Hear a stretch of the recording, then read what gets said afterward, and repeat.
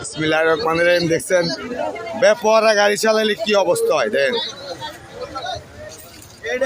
মোহনমান দিকে একটা অ্যাক্সিডেন্ট হয়েছে দেখেন, এই যে দেখেন কি অবস্থা হয়েছে, এই যে দেখেন একটা গাড়ি কার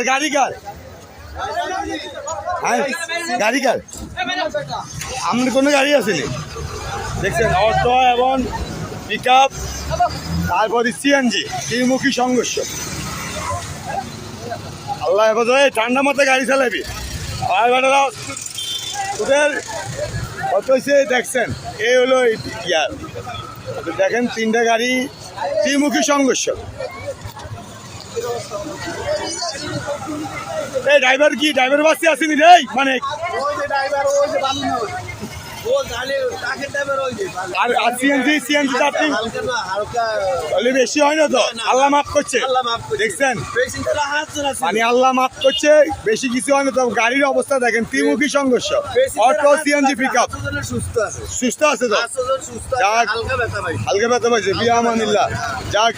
তবে ড্রাইভার ভাইদেরকে বলছি, আপনার গাড়ি ঠান্ডা মাথায় গাড়ি চালাবেন, ঠান্ডা মাথা।